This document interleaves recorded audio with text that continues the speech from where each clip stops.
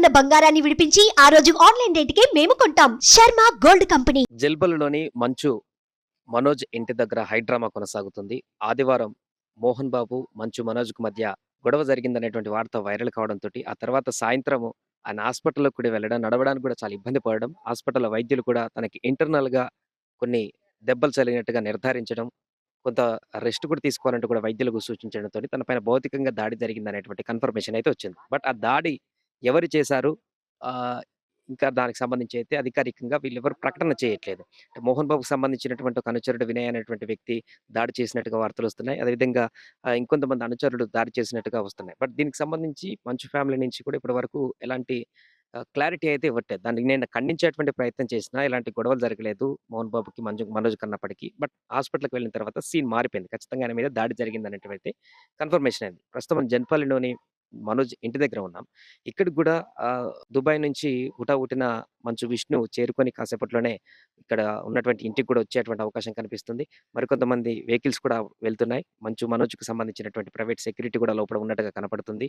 10 మంది దాకా తన పర్సనల్ స్టాఫ్ ఉందంటూ కూడా ఇప్పుడు లోపల ఉన్నటువంటి ఒక వ్యక్తి చెప్పడం జరిగింది. అదేవిధంగా మోహన్ బాబుకి సంబంధించినటువంటి వ్యక్తులు కూడా, వారి అనుచరులు కూడా లోపలికి వెళ్లారు. వారు కూడా కొంతమంది ఇతర ప్రాంతాల నుంచి వాహనాల్లో లోపలికొచ్చినటువంటి సందర్భం అయితే మనకు కనిపిస్తుంది. ఏదేమైనా కూడా మంచు మనోజ్ ఇంటి దగ్గరైతే కొంత హైడ్రామా అయితే కొనసాగుతుంది. లోపల ఏం జరుగుతుంది? ఏం ఎలాంటి అంశం అక్కడ చర్చకొస్తుంది? అసలు లోపల ఏం జరుగుతుందనేటువంటి విషయం అయితే బయటికి మాత్రం తెలియట్లేదు. కనీసం సెక్యూరిటీ కూడా చాలా దీన్ని చాలా సీక్రెట్‌గా మెయింటైన్ చేస్తున్నటువంటి పరిస్థితి కనిపిస్తుంది. ఎవరెవరు నంద్యాల నుంచి కూడా కొంతమంది వచ్చినట్టుగా తెలుస్తుంది ఇక్కడికి మనోజ్‌కి సపోర్ట్‌గా. అదేవిధంగా మోహన్ బాబుకి అనుచరులుగా మరికొంతమంది కూడా ఇక్కడి నుంచి లోపలికి వెళ్ళినట్టుగా కనపడుతుంది. మరి దీనికి సంబంధించి మాట్లాడుకుంటున్నారా? డిస్కషన్ నడుతుందా? లోపట ఇంతమంది జనాలు వెళ్తున్నటువంటి సందర్భంలో అసలు ఏం జరుగుతుంది ఆ ఇంట్లో అనేటువంటి అంశానికైతే ఒక కన్‌ఫ్యూజన్ అయితే నెలకొంది. ప్రశ్నలైతే అనేకమైనటువంటి ప్రశ్నలు లేవనెత్తుతున్నాయి. లోపటికెళ్ళినటువంటి వ్యక్తుల్ని అడిగినా కూడా ఎవరు కూడా కరెక్ట్‌గా రెస్పాండ్ కానటువంటి పరిస్థితి. అసలు లోపల ఏం జరుగుతుంది? ఏం ఏం చేస్తున్నారు? అసలు దాడులకు సంబంధించినటువంటి పూర్తి వివరాలను కూడా వాళ్ళు ఎక్స్‌ప్లోజ్ చేయలేనటువంటి పరిస్థితి అయితే కనపడుతుంది. బట్ ఒకటైతే ఇదంతా కొద్ది రోజుల్లో మొత్తం సద్దుమణుగా అయిపోతుంది. ఇదంతా ఇంత పోర్ట్రేట్ చేయాల్సిన అవసరం లేదు. వాళ్ళు మాట్లాడుకుంటారనేటువంటి ఒక అంశాన్నయితే లోపల ఉన్నటువంటి ఒక వ్యక్తికి చెప్తున్నారు తప్ప, లోపల ఏం జరుగుతుంది ఇంకా ఎలాంటి ఆహ్, ఘటనలేమన్నా జరుగుతున్నాయనే దానికి సంబంధించి అయితే ఏం క్లారిటీ అయితే ఇవ్వట్లేదు. దీంతోనే ఇక్కడ చాలా హైడ్రామా అయితే కొనసాగుతుంది. లోపలికి ఇంతమంది ఎందుకు వెళ్తున్నారు? బౌన్సర్‌లు కూడా ఉన్నట్టుగా చెప్తున్నారు.